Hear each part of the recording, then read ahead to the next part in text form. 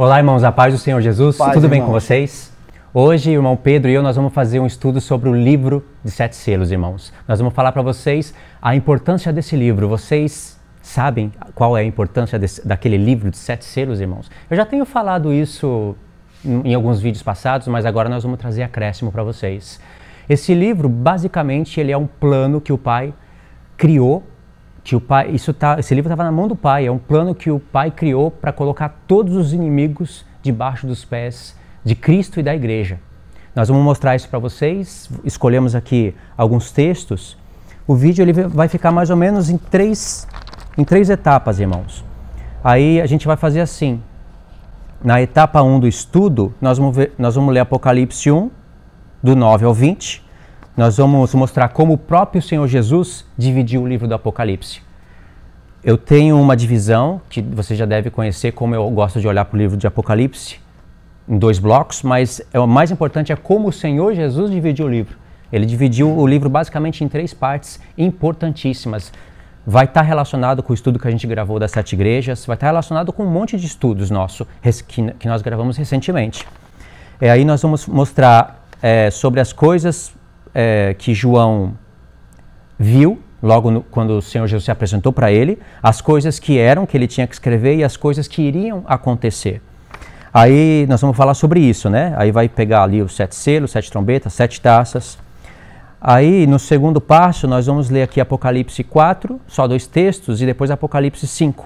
Aí nós vamos falar sobre a visão que João teve no céu. E aí vai começar a parte do livro. E na terceira parte, irmãos, nós vamos ler Apocalipse 10, ali onde vocês vão ver que o Senhor manda João comer o livro para ele profetizar outra vez, e nós vamos finalizar no Apocalipse 1 de novo. Nós vamos começar no Apocalipse 1 e vamos finalizar no Apocalipse 1, porque o Apocalipse 1 começa já no tempo do fim. Tá bom, irmãos? Então vai ser assim. O irmão Pedro ele vai ler aí o Apocalipse 1, do 9 ao 20, e vai já destacando algumas coisas. Tá bom? Então vamos lá, Apocalipse 1, de 9 a 20, diz assim: Eu, João, irmão vosso e companheiro na tribulação, no reino e na perseverança em Jesus, achei-me na ilha chamada Patmos, por causa da palavra de Deus e do testemunho de Jesus.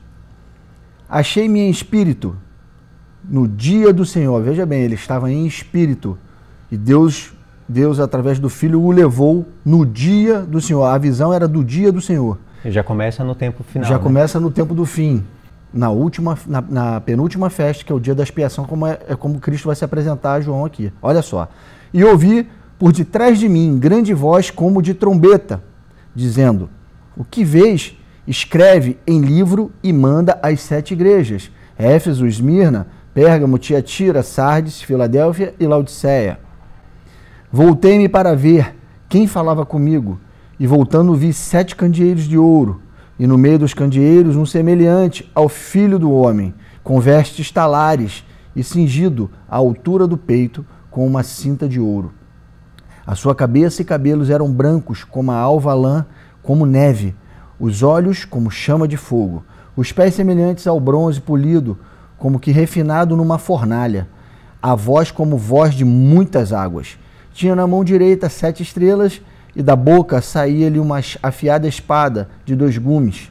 O seu rosto brilhava como o sol na sua força. Quando o vi, caí a seus pés como morto. Porém ele pôs sobre mim a mão direita, dizendo: Não temas, eu sou o primeiro e o último, e aquele que vive. Estive morto, mas eis que estou vivo pelos séculos dos séculos, e tenho as chaves da morte e do inferno. Escreve, pois, as coisas que viste. O que ele viu? Tudo isso que ele acabou de descrever Jesus. Acabou de se mostrar para João, e ele fala: Escreve, pois, as coisas que viste, as coisas que são e as que hão de acontecer depois destas. Aqui está a divisão do livro. Exatamente. Ele já começou ensinando para a gente como olhar para o livro. Isso é importantíssimo. Aí tem o verso 20, né, que ele explica. Basicamente aqui, o verso 19 e o 20 é onde está a chave para o estudo, né?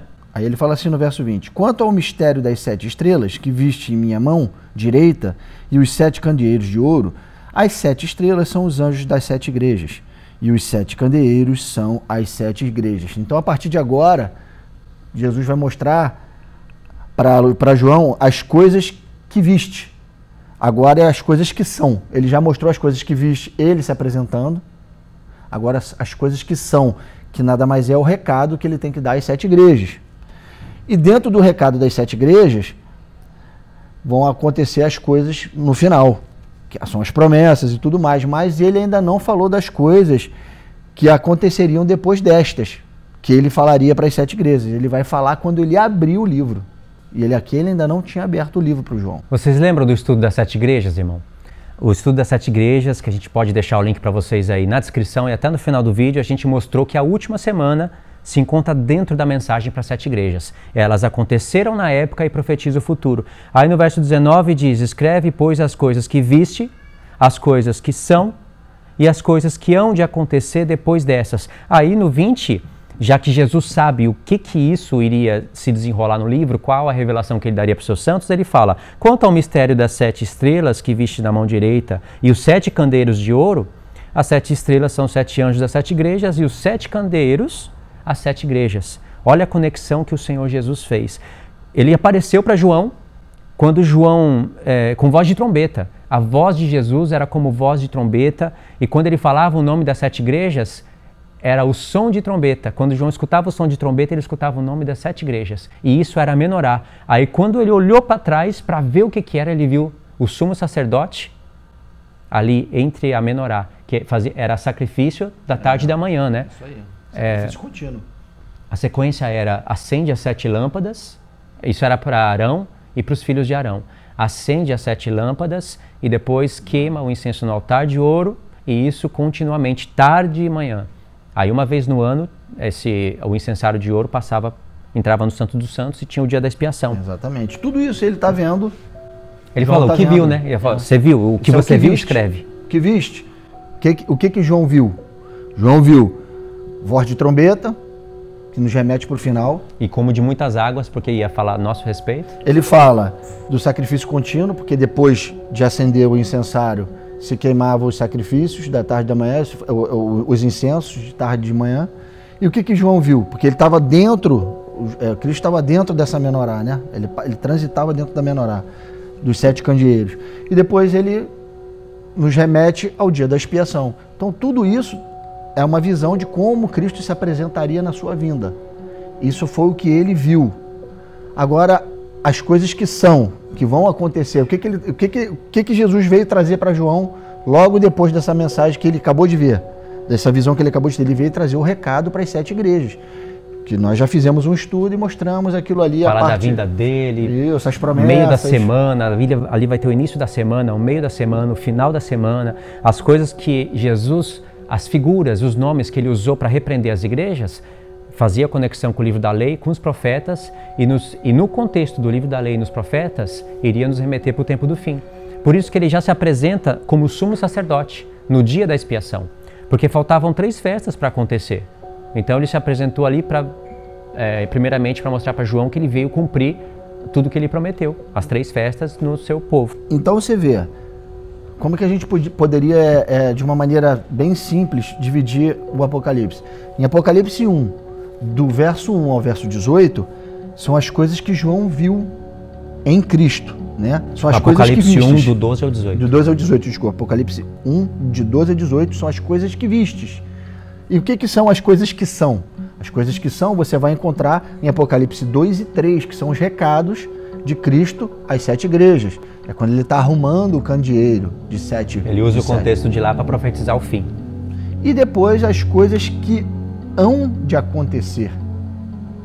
São coisas que vão acontecer. O que iria acontecer que estaria profetizado do Apocalipse 4 até o 22? Meus irmãos, ali tem a abertura dos selos, as 7 trombetas, os 7 cálices da ira, a glorificação dos santos, a besta que emerge do mar, a besta que emerge da terra, as 2 testemunhas. Tudo isso são as coisas que haveriam de acontecer, as quais Jesus Cristo estava falando. E escreve depois as coisas que hão de acontecer. Então ele se mostrou para João, ele deu o recado às 7 igrejas e abriu o livrinho o livro de 7 selos para João. Essas eram as coisas que iriam acontecer. Acontecer. Ele revela antes, mas não quer dizer que aconteceu naquela época, abriu naquela época através de visão para nos revelar o futuro. Aí, no próximo passo, aqui a gente vai entrar no passo 2. Nós vamos ler Apocalipse 4, do verso 1 e o 2, e Apocalipse 5 inteiro. Aí eu tô com... Você leu 4 no 2? Eu leio 5 então. Tá, eu vou ler aqui Apocalipse 4, os versos 1 e 2. Depois dessas coisas, olhei, e eis não somente uma porta aberta no céu, como também a primeira voz que ouvi, como de trombeta ao falar comigo, dizendo: sobe para aqui, e te mostrarei o que deve acontecer depois dessas coisas. Que coisas? O recado para as 7 igrejas. Ele já tinha acabado de dar os recados para as 7 igrejas, agora ele vai contar coisas que haveriam de vir. A terceira parte do livro de Apocalipse. É como se fosse... Deixa eu ver se eu entendi bem também. Eu vou te mostrar coisas que vão acontecer depois dessas. As 7 igrejas estavam naquela época e realmente tudo que ele profetizou em diante, que iria acontecer no nosso tempo, é coisas que aconteceriam depois das 7 igrejas. Ele fez a ligação não querendo dizer que tudo que ele profetizaria já aconteceu naquele tempo, porque tem uma linha que faz isso, né? Que mostra que tudo já aconteceu, falta só a vinda dele. Ele está querendo dizer que as 7 igrejas estavam naquela época, ele usou as 7 igrejas para dar um recado incrível para nós no futuro, baseado naquele estudo que a gente já mostrou para vocês. Por isso que ele fez essa conexão, entende? Aí no capítulo 5 diz assim... Ainda falta ler o verso 2. O 2? Vai. Então ele fala assim: e te mostrarei o que deve acontecer depois destas coisas.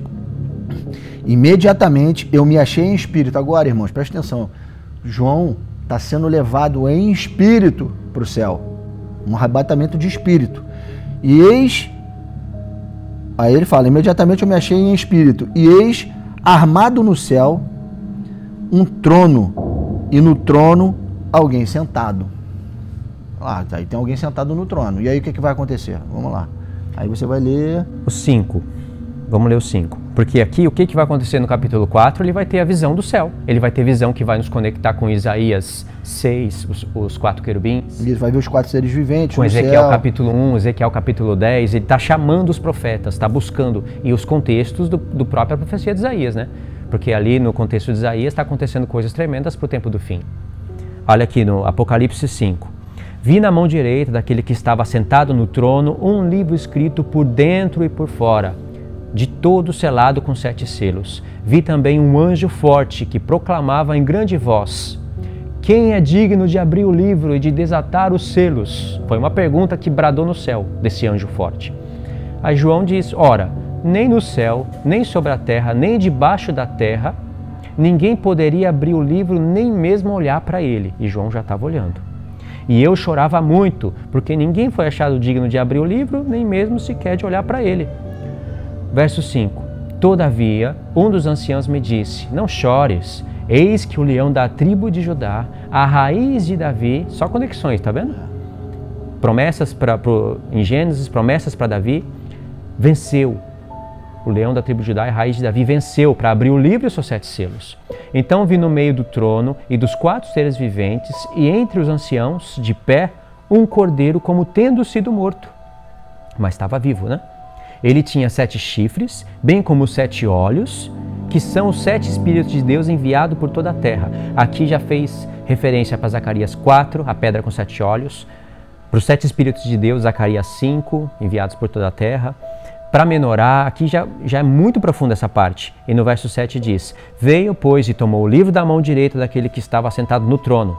E quando tomou o livro, os 4 seres viventes e os 24 anciãos prostraram-se diante do cordeiro, tendo cada um deles uma harpa e taças de ouro cheias de incenso, que são as orações dos santos. E entoavam um novo cântico, dizendo: digno é de tomar o livro e de abrir os selos, porque foste morto, e com o teu sangue compraste para Deus os que procedem de toda tribo, língua, povo e nação, e para o nosso Deus os constituíste um reino e sacerdotes, e reinarão sobre a terra.